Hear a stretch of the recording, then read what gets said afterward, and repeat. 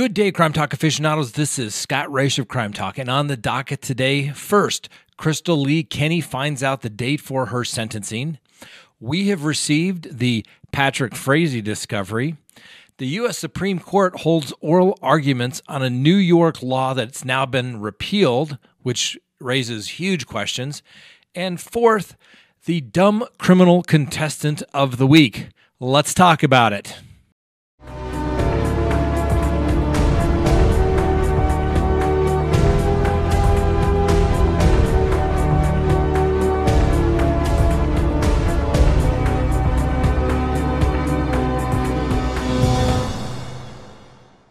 Good day, Crime Talk aficionados. This is Scott Reisch of Crime Talk. Thank you for tuning in to our channel.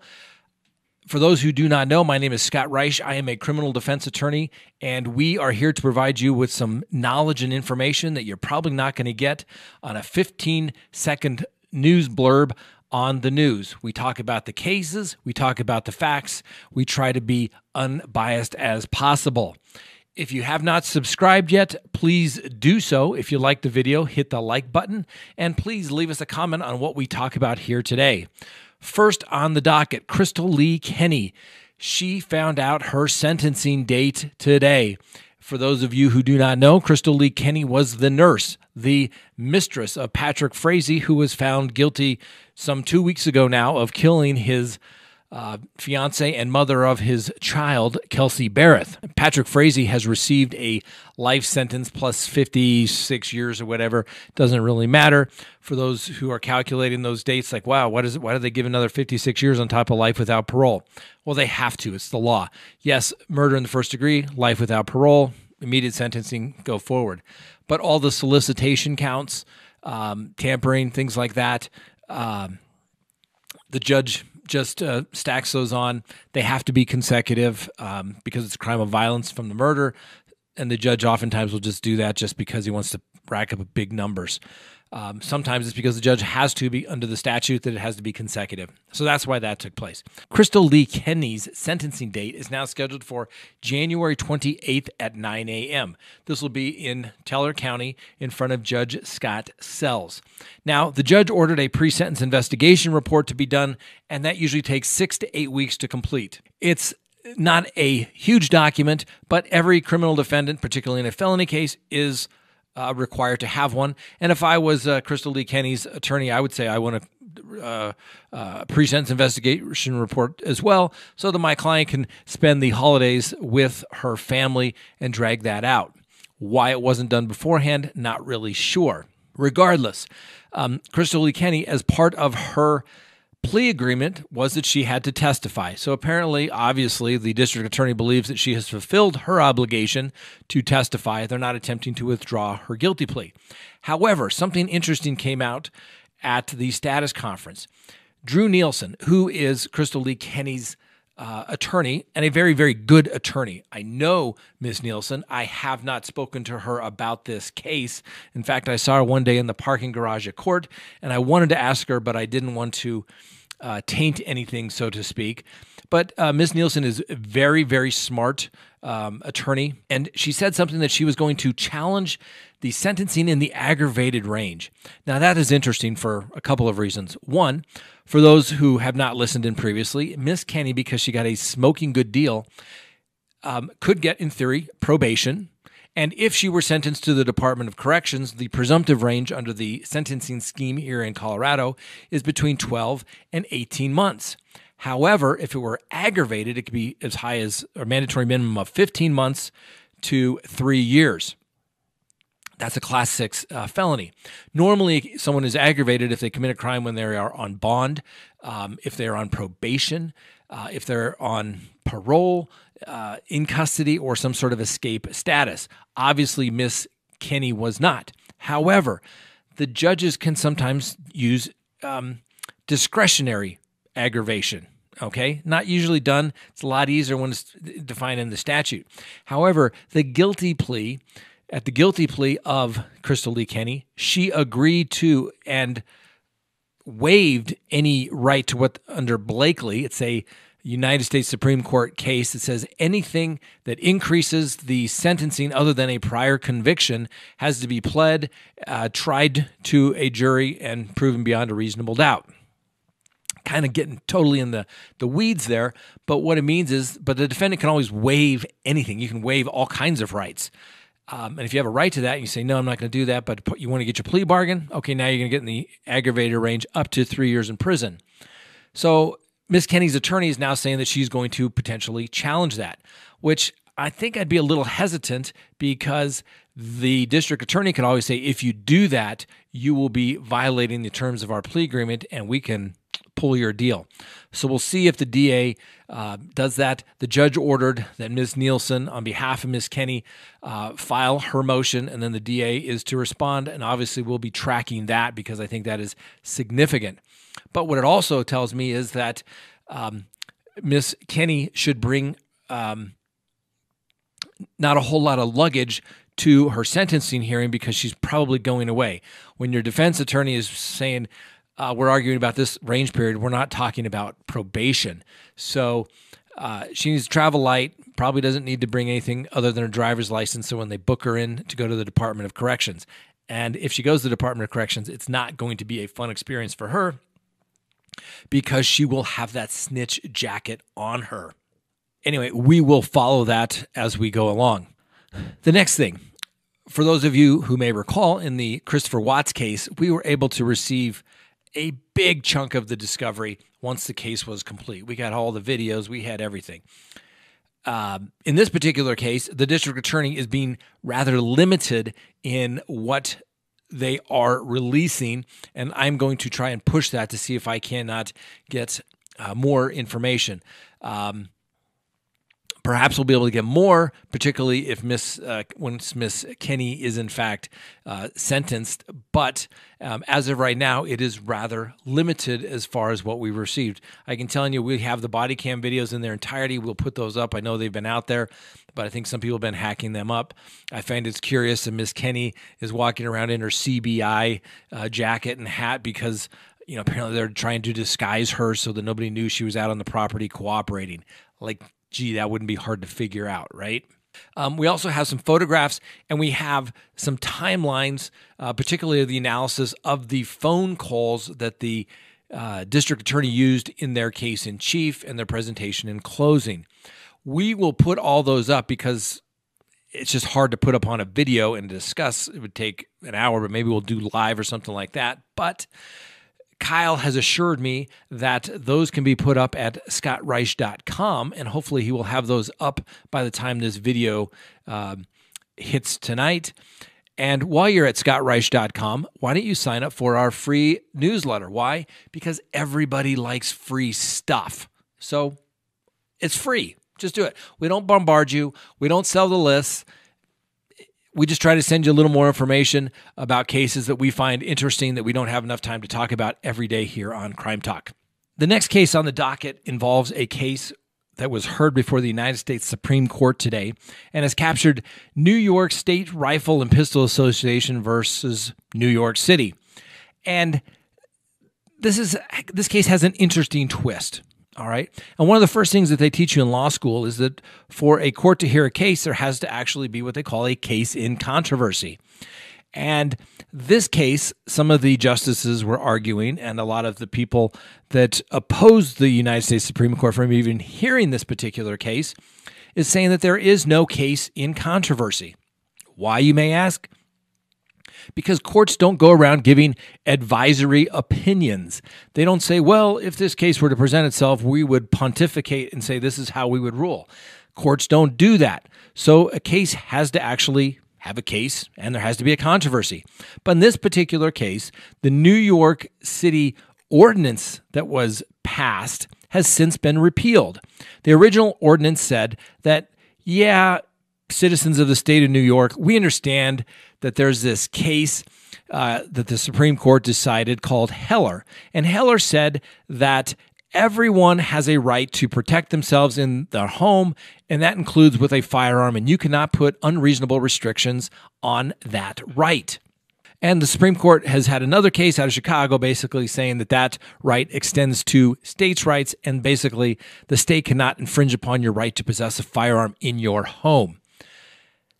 Well, this particular New York City ordinance says, yeah, you can have this gun, but you can't take it out of the city. You can't even put it in a lockbox in your trunk with no ammunition in it and take it out of the state. And if you do, you're going to be violating the law. But if you do take it someplace, it can only be for basically target practice, or you can't even take it to your country home in New Jersey or anything along those lines. Basically, you had to keep it in the city of New York. So, of course, a bunch of bureaucrats draft this law. Nobody asks the actual lawyers that are going to say, can I defend this? Or somebody says, yeah, it's defendable. We can do whatever we want. It's going to, protecting the general welfare, and that's all we have to do for the cities and the states.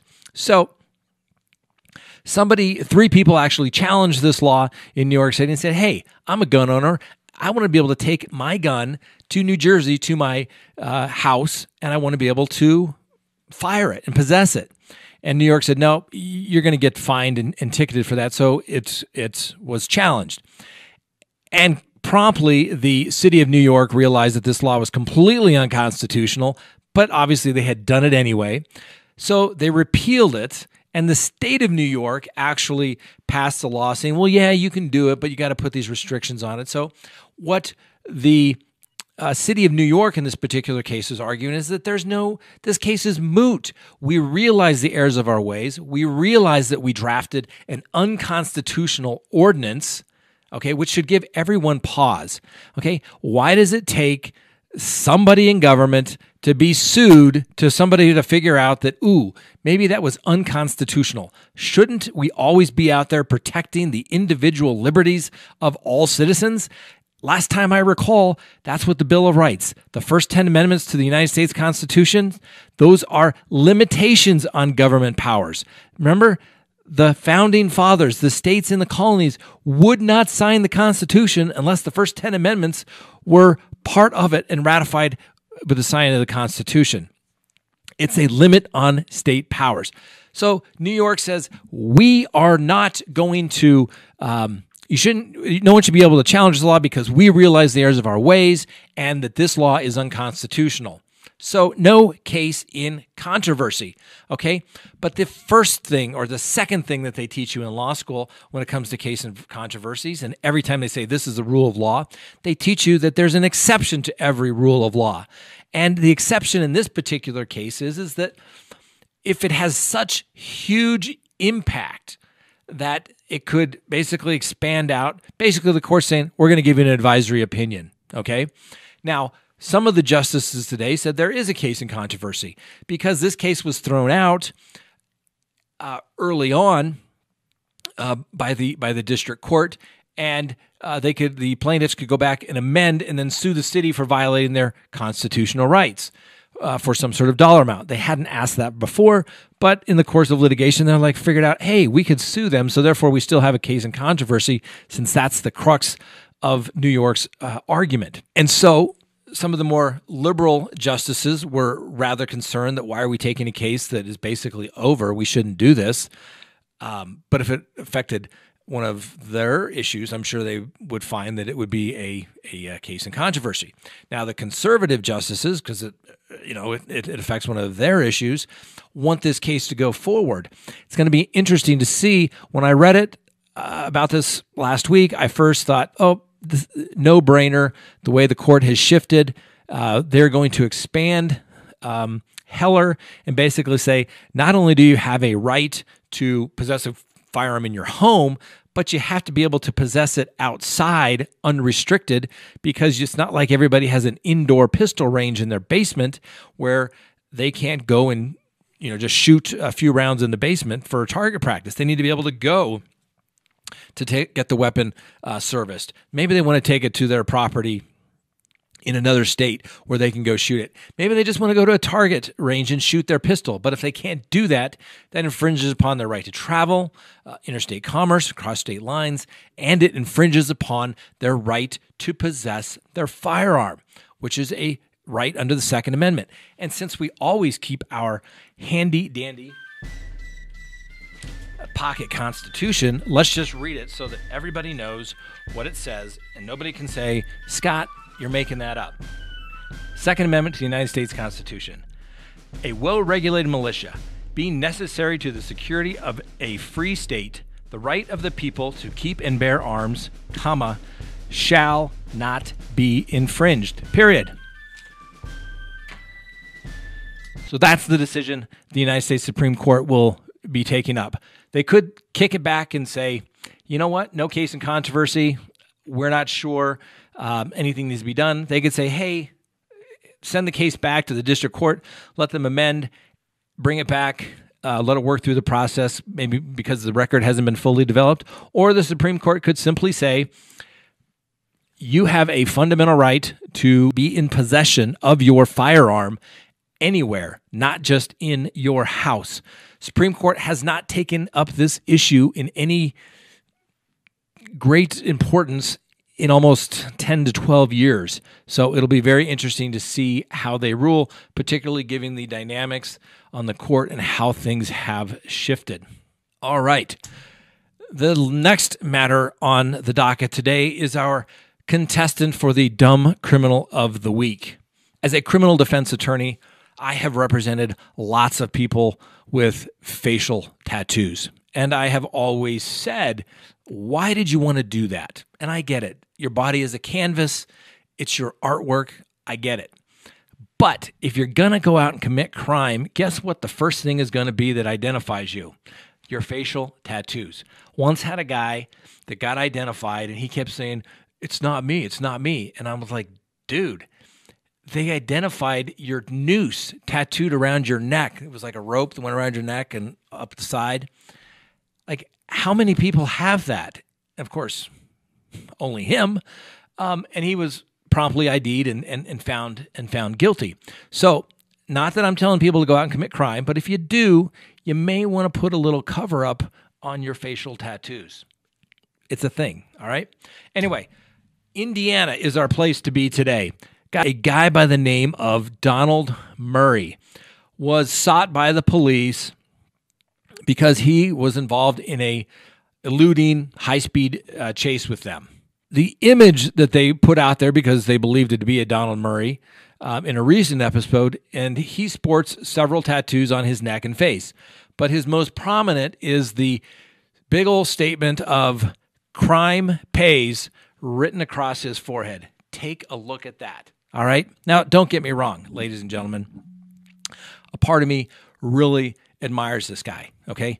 For years, I thought about getting this for my license plates, but I didn't think that they would approve it because I think it's just kind of funny because crime doesn't pay if you're the, quote, criminal, but for the criminal defense attorneys, it's not too bad, all right?